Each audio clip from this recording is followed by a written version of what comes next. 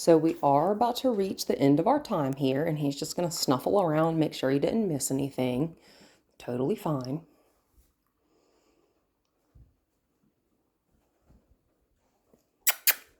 Good, Daddy. Good boy. I'm going to get a treat in hand, and we're going to walk to the crate, and I'm going to throw the treat in. Good boy, verbal praise as he goes in, and I'm going to let him come right back out, and he can eat that treat over there. That's totally fine, not a problem. All right, and we're going to go again. I'm going to show him I have food for him. I'm going to toss it in there.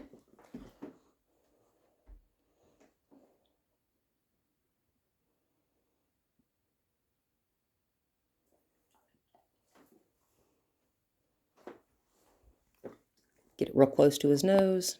Let him follow it in there. I'm going to step backwards. I'm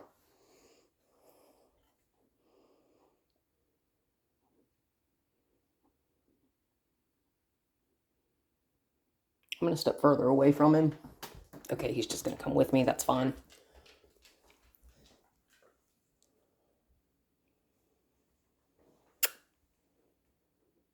That's okay. So this is definitely something that you're going to need to work on, not just when you're putting him in the crate when you're leaving. So I'm just going to pick this up. I'm just going to totally ignore the fact that he's still over there. I'm going to put his Bone back in here for him.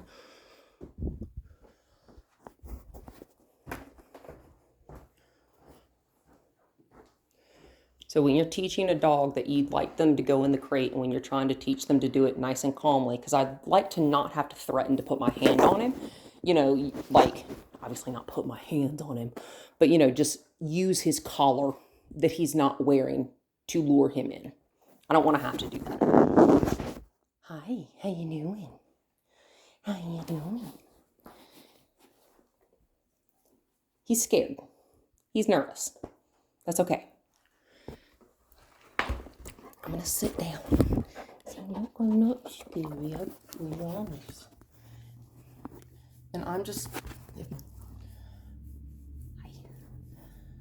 going to show him I'm also here for snuggles. You're a good boy. He probably also wants to know where y'all are at. Nice and easy, right? Because if I just get more demanding, or if I get louder, or if I get frustrated because I can't get him to do what I'm asking him to, that's just going to scare him. And we don't want to scare him. Say, you're clearly a very sensitive boy, and that's okay. Say, that's okay.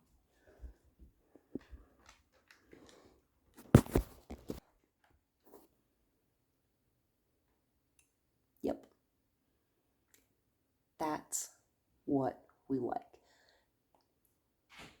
Good boy. And that right there is what we're going to call a self-rewarding behavior, because there are treats in there, right? He is rewarding himself by getting the treats just by going in the crate, right? So at any given time during the day, and I highly suggest you do this at least 15 times a day, when you're about to leave, right? Go get you a treat. I'm going to get a nice piece of chicken and sweet potato jerky here. I'm going to ignore him. I'm not going to ask him to come with me. I'm going to take this, and I'm going to put it right here at the very entrance. Well, you can't even really see that because it's dark in here. I'm going to put that treat right at the entrance to that crate, right there. And then I'm going to throw another one right over there. You can see those. Those are easy to get to. There's also another one in the back. He doesn't have to go far into the crate to achieve getting that.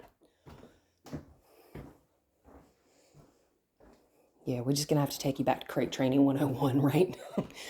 Say, that's okay. Say, that's okay, right? Good boy. We have a little bit of an apprehensive tail wag. Good boy. How do I know it's an apprehensive tail wag? Not all tail wags are happy. Not all tail wags mean I am a happy dog. So that tail wag he just gave me there, that was pretty apprehensive. It's a low tail wag. It's a very slow wag. It's a very hesitant type of wag. The ears are up, but the head is not up necessarily. He's There, the head dropped a little bit. Anytime you're looking at a dog, you have to watch the whole body. See how long and slinky he's making himself, trying to stay back from me, but also he wants the treat. Do you see how he backed away and did not come towards me when he went to eat the treat, right? He is intentionally trying to keep the distance. We'll just have to take him back to crate training 101. That's all right, though. That's all right, though. I'm trying to break this into smaller pieces. Give me just a second here. Because I don't want to overload. This treat's harder than I wanted it to be. Don't want to overload his little stomach. Okay, here we go.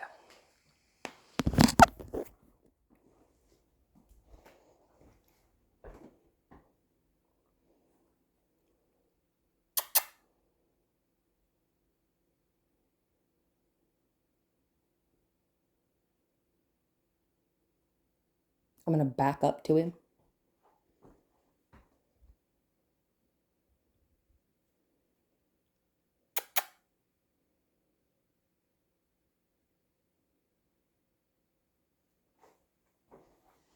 I'm just going to walk over here.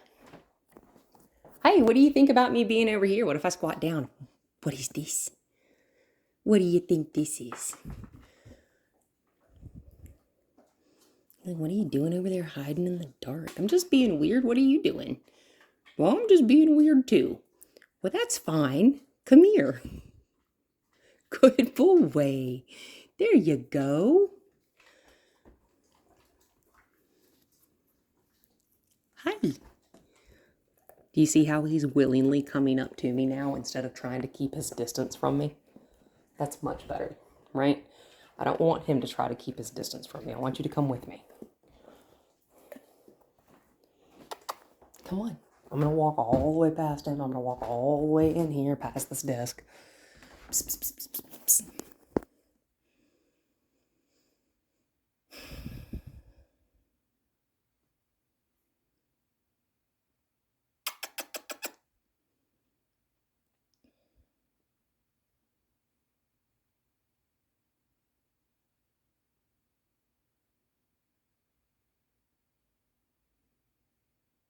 Okay.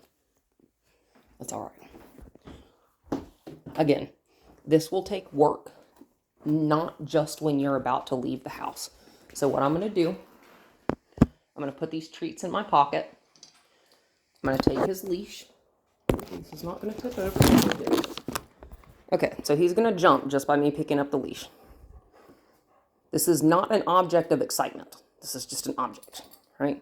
And it doesn't actually always mean that we're going out. I'm going to loop the leash through the handle. Hi. And I'm going to gently slide it over his head. No treats are involved. I am not mad. I am not frustrated. Just very simply doing this. I don't want him to run. So when he starts to get fast, I'm just going to stop. When we get right here in front of the crate, I want it to be his choice that he's going in.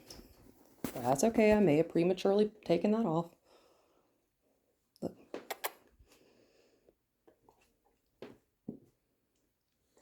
I prematurely took the leash off. That's okay. We're gonna step out of this room entirely.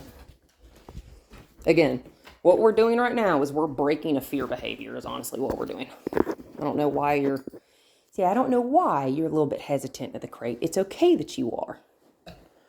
Okay. I'm going to step back from him. You're nervous, I can tell. That's okay. I know he's a dog, but regardless of species, we always have to listen to their cues. Anxious yawn. He backed away from the leash, literally laid himself down when I went to put it over his head. That's okay. He really, all in all, does not know me. I'm actually going to switch this leash for the one that I brought.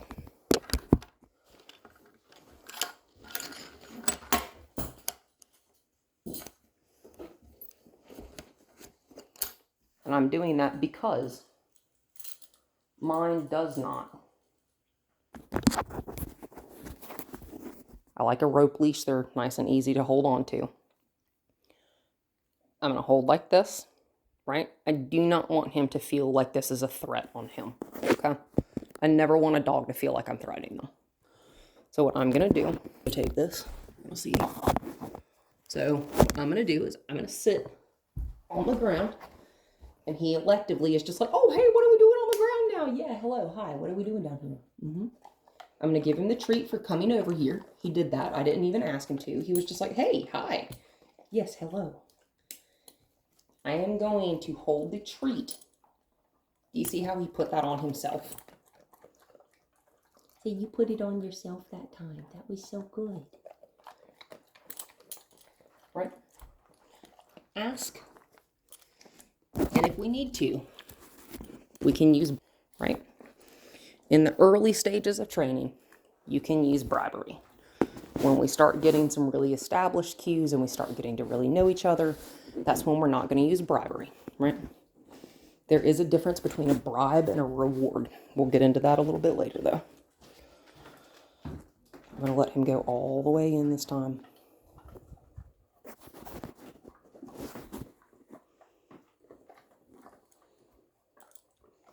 I'm going to kind of put my knee on his booty because I do need to go ahead and head home. Good boy. Good boy. That's okay.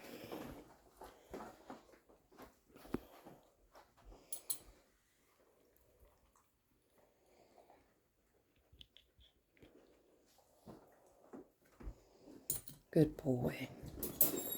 I'm going to gently, partially close that.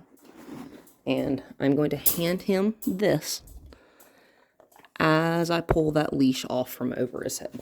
There we go. That way, it was his choice to go in there, right?